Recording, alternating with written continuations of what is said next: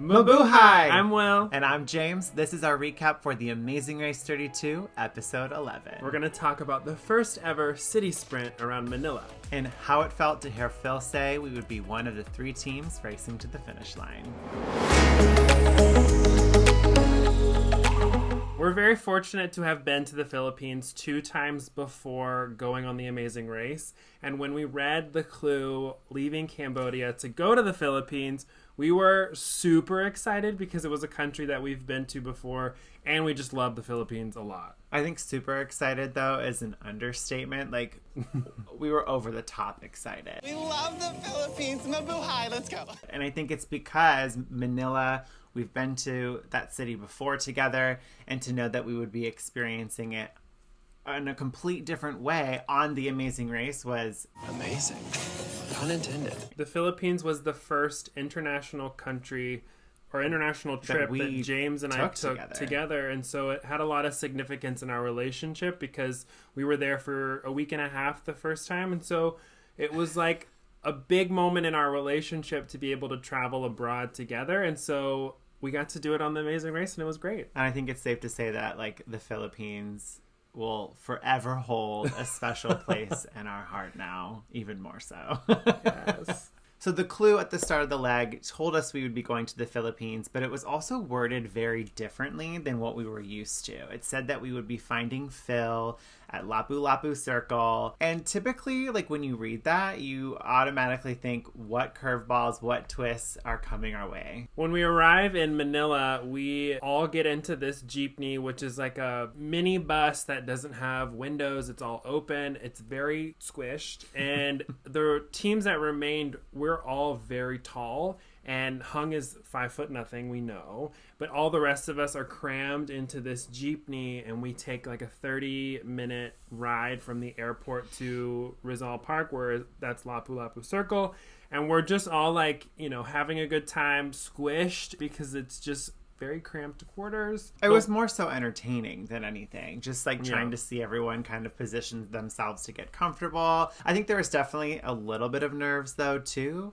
Again, it was uneasy to hear that we would be meeting Phil at the start of this leg. And we arrive at Lapu-Lapu Circle, get out of our jeepney, we all find Phil, and like we're standing there, and he starts telling us that this is going to be a riddle race, which is how it was prefaced to us. But in the show, they call it a city sprint. So we're all like, what is going on? We're going to be doing all of these route infos, all these different tasks. There's no roadblocks, no detours. And so I think immediately everyone was like very overwhelmed with, this is an actual race from start to finish. You're starting at one point and you got to do all these obstacles to get back to the finish line. So there was a lot of pressure, and you hear Phil say, I know you've worked together, I know you've had alliances, but this is the moment where you really need to focus on yourself as a team. And to be very honest, James and I took that to heart, and we didn't in any way want to or plan to work with other teams at this point. We wanted to make sure that we performed and worked well as a team to make get ourselves to the final 3. It's not necessarily that. Like, we had a pact, we had a deal. We wanted to see our 3 teams in the top 3. That's something that we established very early on in the race. I think going into this, though, when Phil said that, we knew, at the end of the day, like, Will and James come first. Like, we want to be one of those 3 teams, so whatever we can do to stay ahead, we have to do it at this point. So it definitely put things into perspective. And then once he kind of finished explaining how this leg was going to be structured, he pulled out that little, like, shotgun, little starter gun, and it was so silly. I was so here for the dramatics, and then he shoots it off, and I don't think any of us really knew where to start running. Like, the park is fairly large. There's a lot of different entrances, and at all these different entrances are major streets, so the jeepneys really could have been parked anywhere. And I think because it was so large, it became a herd mentality, and everyone just started following each other. If you were the one team that started running a different direction, and then all 3 teams got into a jeepney, and then you're way over there, like, it wouldn't make sense. And so all the teams just ended up running around the whole park together, because there's a lot at stake. So you definitely didn't want to be the one left behind. But We get into our jeepney, and the clue, it talks about red, yellow, green, like traffic, whatever.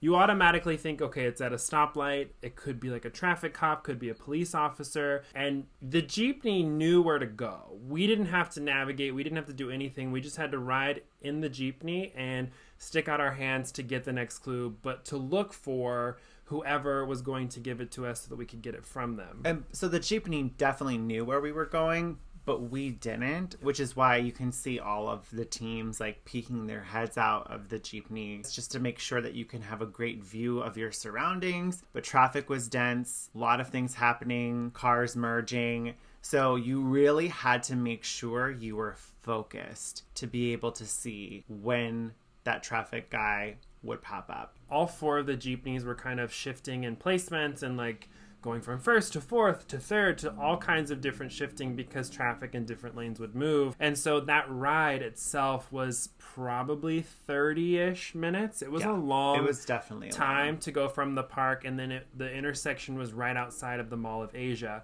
And it's a pretty far distance to get there. So it was a 30-minute ride of just high stress, looking at everything around you and honestly not knowing what you're really looking for. Once we did get to the intersection, though, that's when the nerves really started to go into overdrive because, Madison and Riley and Gary and D'Angelo got their clues on their first attempt. Us and Hung and Chi didn't. And because the traffic was so bad and there was so much chaos going on in this intersection, we weren't at a space where we could safely reach out of our windows to grab the clue from Romero. So that meant we had to go back around. Your brain just starts to go places that aren't productive. You start to go a downward spiral of like, oh my gosh, we're no longer with the pack. At least we have Hung and Chi, but we didn't get our clue. What's going to happen? Yeah, you had about 3 seconds to interact with Romero as you're doing that left turn, and we were outside the window, but he was further away, and so that interaction was just not possible. There was no way for us to get close enough because we're in a car. We can't hop out of the back of a car in the middle of traffic. No, and that was also a rule. You couldn't get out of the car. And so we were just at a weird spot doing that left turn, and he was further away that we just didn't have time enough. And that's why you hear us say, slow down, slow down, slow down. Because if you go too fast, you can't meet each other at a comfortable spot to get the clue. So we had to go back around, and like James was saying, you didn't know how far that going back was. All of the roads in this area of Manila are boulevards, and so there's no like turning lanes. You have to go all the way down to the next major intersection to then make a U-turn. So we had to do that, make a U-turn, then turn right to go make another U-turn, then do another left turn, and then do another U-turn to go to the Mall of Asia. So it was a long process that probably took about 10 more minutes than we should have. Our emotions were so heightened in that moment because you know what's at stake. We want to be one of those 3 teams. So this really is do or die. It's crunch time. You can't afford to make a mistake on this leg. Yeah. So we make our way around, get our clue on the second time, open it up, and find out that we're going to the Mall of Asia, which, going back to our previous travel experience to Manila, we had been to Mall of Asia before. We actually were there on Easter Sunday once and ate at the Applebee's or TGI Fridays for Easter. For Easter. So we had this level of comfort going to the Mall of Asia, not knowing what the next task consisted of, but it was nice to have a little bit of familiarity. Mm-hmm. The jeepney took us to the bay side of the Mall of Asia where the clue box was. We get out of our jeepney. We run over to the clue box. We actually see the task before we get the clue. We see Gary and D'Angelo running in heels. Oh my god, that was so good. That was so the funny. Funniest thing I've ever seen. But we run past them to then go to the clue box, but we recognize that, we're doing heels. Oh my god, we get to walk in heels! This is gonna, help us get back in the race. We had made up time, which of course feels great. And we strap on those heels. Hung and Chi start running before we do. We get all prepped and ready, and then we get the go-ahead to start to run. And Will had such issues with his heels. I have pretty big feet, and the heels, or my feet are actually very wide too. My pinky toe was outside of the strap, and I couldn't get my entire foot into the strap, so my pinky toe's hanging out. Because of that, I then couldn't get it around my heel, so I have no heel support. So I'm literally running with my pinky toe out, and my heel's not, attached. And that entire time, I could feel like massive blisters forming all over my feet. And by the time that we were finished, I put my other shoes on and eventually had to take them off because it was just so painful because they had formed, ripped, and then additional ones were then starting to form. So it was just the most painful to run in the heels. Definitely not ideal. But also fun. Like I have heels. We've both walked in heels, and running in heels was not the issue. It was just the comfort level. You were going fast, boo. I put the sprint in city sprint, I think, by running in heels. I was just living my best life. I love that the quote of you while you're running in heels is, "This is fun," and everybody else is like, "This sucks. This is bizarre. Like, this is the worst." But for you, it was like, "This is fun. Like, you're just having a great time." And honestly, you were faster than probably everybody. I don't know. I liked this task. And I remember my favorite quote actually was Riley when he's running in heels and he goes, "This is absurd." Because we all felt that way. I remember getting in the taxi once we left this task thinking, why did we run in high heels? It seemed so misplaced. Didn't quite understand it. But again, watching back and hearing what Phil has to say about like the significance of why we're doing the task, it's nice. It definitely puts things into perspective. Oh yeah, we are finding out about most of the history and the logic and the celebrations that go on in the places that we visit while we watch the episode, because you don't get that context when you're running around, especially in Manila. Like, we're running in heels. Why? This is fun. Not that we're complaining, this is fun, but like, why? What is the significance? And it's really cool. So it's a fun task. We made up some time, and we're in our taxi going to Chinatown, Binondo, and looking for the Arch of Goodwill. And our taxi driver was so encouraging. Definitely gave us a pep talk, gave us a little history of Chinatown. Mm-hmm. That's when we found out it's the oldest Chinatown, in the world, yep. I want to say. And it was just nice to get back into like, okay, we got this. It's time to make up time. We can do this. And the taxi driver was fantastic. The road that we were on had a feeder road and then the main road. He would veer off and go around every single red light and got us through all of that mess so fast. Like, we made up so much time using all the taxi driver maneuvers to get to the Chinatown area. He definitely became an honorary third member of the Purple Team. He was great. He made up so much time because we did not know at this point that we were ahead of Madison and Riley. So we had gone from fourth, third to second. Now we have to search this area for dancing lions. So when you entered through the Arch of Goodwill, you had to run not a far distance, but quite a bit of ways to then see the first lion. And in that moment, you're like, oh, this is what I'm looking for. But obviously, the first one is not going to be the one that has the clue. Then you veer to the right down a different alleyway. You see another lion. And then you go down to the left and you see the final lion who then had the clue. So you did have to do kind of like a zigzag through that area to find the lion. Especially because the alleys would break off at very weird times. The area was beautiful, though. There was a lot of people, a lot of cars. It was beautiful. We found our clue in the lion mouth, and this is kind of when you're like, okay, how much more? We've already been running so much, and it says to go to the central post office, and you have to start on foot. So we went back to our taxi and was like, thank you. He helped us look at it, and it was literally, I want to say, maybe half a mile down the same road that we were already on. Yep. And so we were able to use our taxi, use his phone, and then run. We just started running to the post office. And at that point, I think we didn't know that Madison and Riley were behind us. Mm-mm. The only team that we had seen was Gary and D'Angelo. And so we were just trying to play catch up to them. And so getting to the central post office, you found the clue, you recognize that you're making horse feed. I can't wait to not eat this. Which was also another bizarre task that we didn't understand at the time. And you see Gary and D'Angelo kind of running around this area. But then after a while, we realized it was when Madison and Riley had showed up. As we finished putting our horse feed together, we were like, how are we in first all of a sudden? Yeah.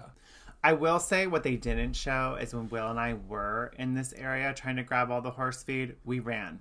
We never stopped once. It was constant movement. So like, I think that's why we made up so much time. Again, continuing to sprint as much as possible during the city sprint.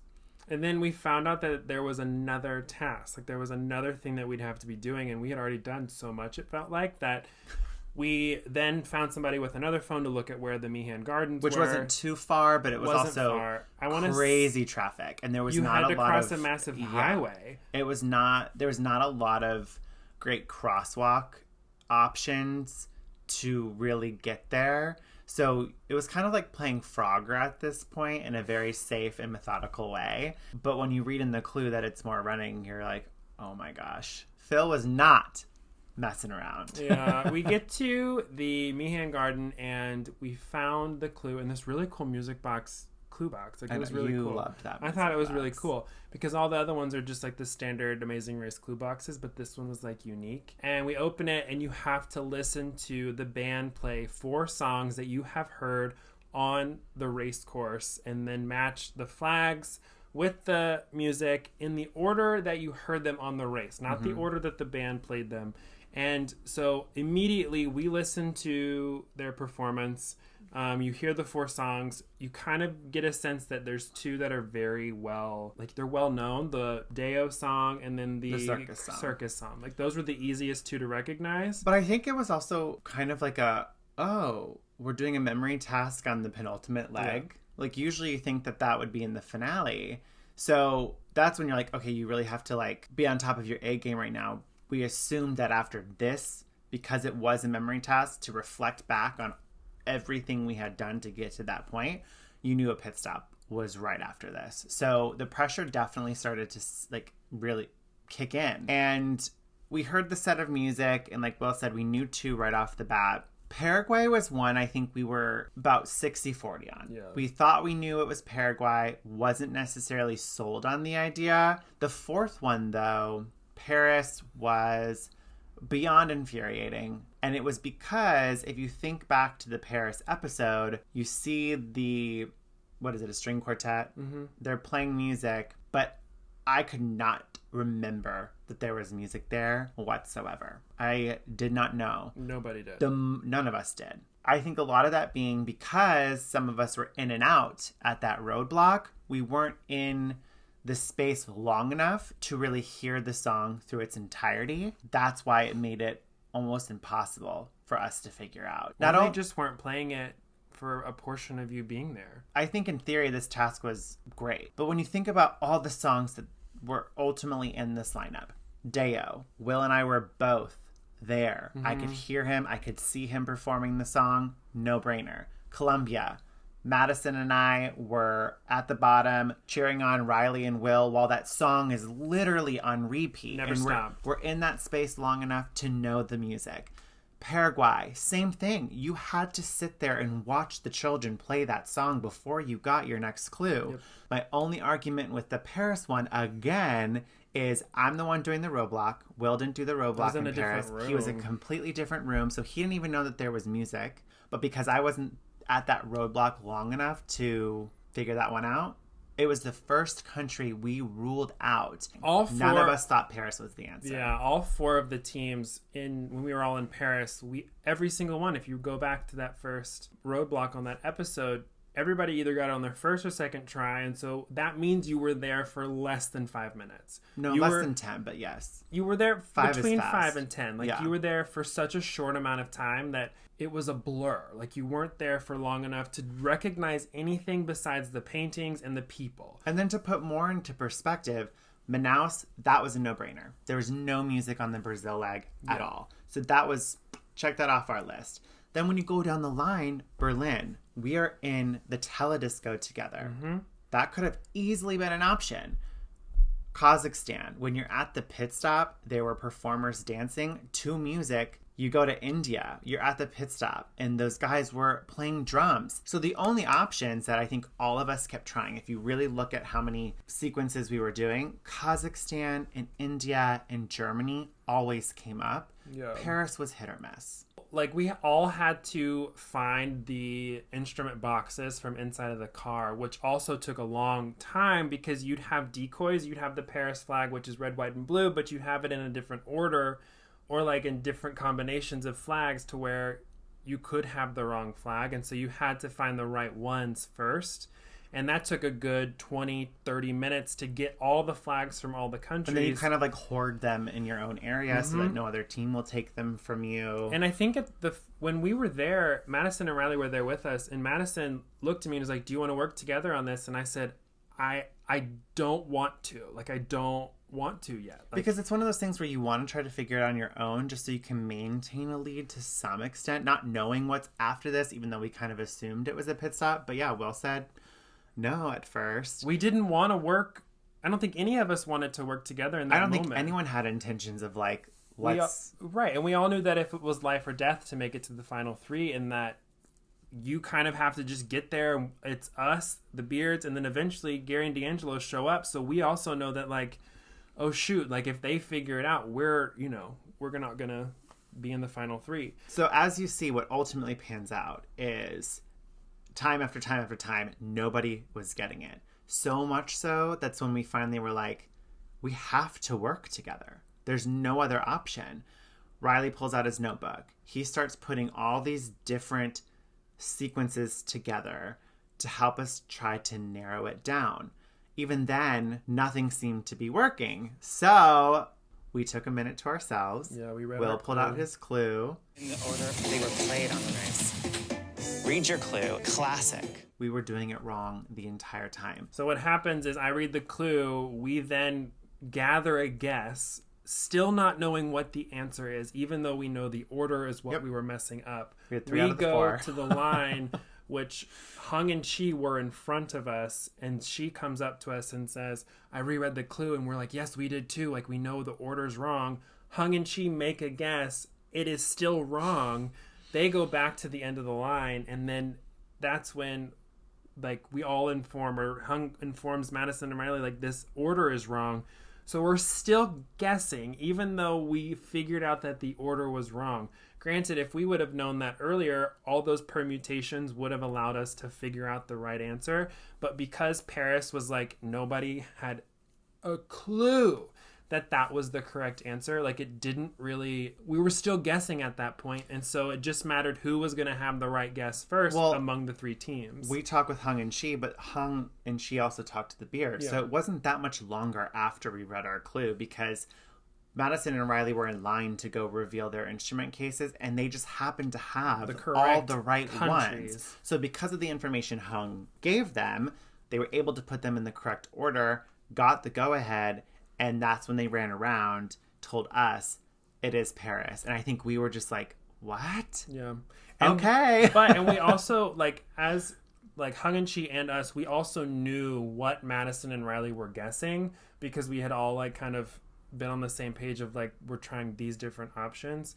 So we already kind of knew what they were sending up there, and they just ran back to confirm, like, this is what they were. This is the answer. You know, it's a life or death situation. Like, I what else are we supposed to do? We have to figure out this problem, and literally none of us had a clue at all of what was going on. Nope. I mean, you think that if we had the intentions of working together, we would have done it sooner. Yeah. Like, I don't think anyone had the intention of working together. As much as we loved our alliance, I think everyone was just like, we need to figure this out for ourselves. And because we couldn't, it really left no other option. And that's why we thought, wow, our goal from the very early legs of this race was to be the three teams left going to the finish line. This is our opportunity to make that a reality. We could do it. And I know it's a very polarizing strategy, but our philosophy this entire race was to always survive. It was never about getting first on each individual leg. It was never about setting any records in Amazing Race history. It was just to survive the leg. And when you can totally, you know, use your social relationships that you've created throughout the race and any game-changing advantage that's in there for you, like U-turns and yields, and have fun while doing it and racing hard, then you gotta do what you gotta do with no regrets. So once we get the go-ahead and we get our clue, we just start running. We have no idea necessarily geographically where we are in relation to Lapu Lapu Circle. We debated, and I think we tried to get a taxi. Taxi or run. Running was it. We just started running in a direction that we thought was correct. We looked at someone's phone eventually in a car. We then found the park and like maneuvered our way through. But you even see the Beards coming from like one direction of the park and us coming from an entirely different direction. So getting there was the most stressful because you knew that that was it. You knew that that was your chance to get from the Final Four to the finale, and there was no telling what happened behind you. Yep. Hung and Chi could have gotten in the cab and passed all of us. Gary and D'Angelo, they could have gotten it right and passed all of us by taking a cab. So there was a lot of unknowns, so it was very stressful.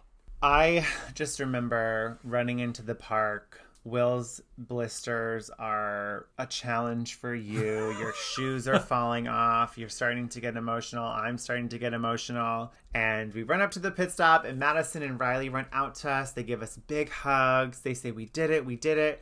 We step onto the pit stop. And when Phil says, you're team number 2, which means you are one of the 3 teams that will be racing to the finish line, it was just a floodgate of emotion with us because we really came into this race with one goal, and that was to get to the top 3 and cross that finish line.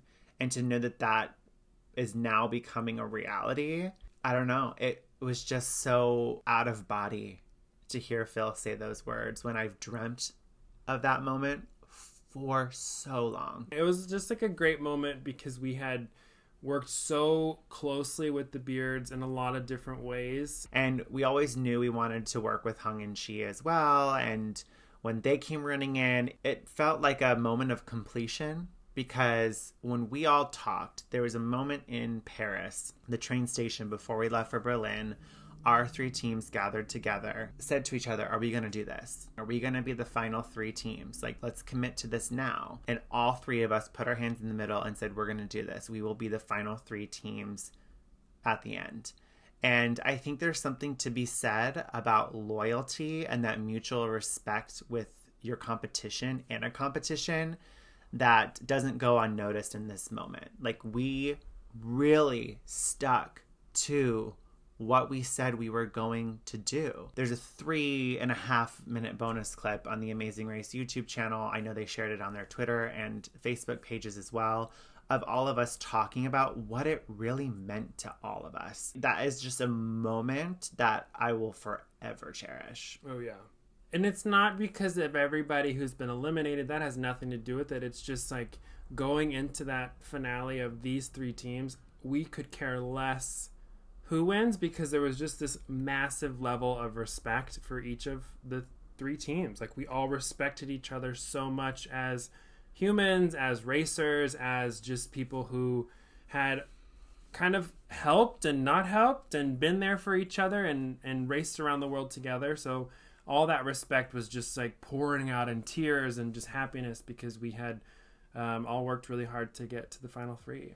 We just made it work. It was a successful strategy, and now we're making our way to the finish line and finishing this out in good old New Orleans. We're super, super excited for the finale to watch what happens and race around the Big Easy. We plan on doing another recap next week and doing a more deep dive of the entire season as a whole. So if you have any questions for us about this season, maybe our strategies, what we did to prepare, anything you want to know, please leave a comment in the comments.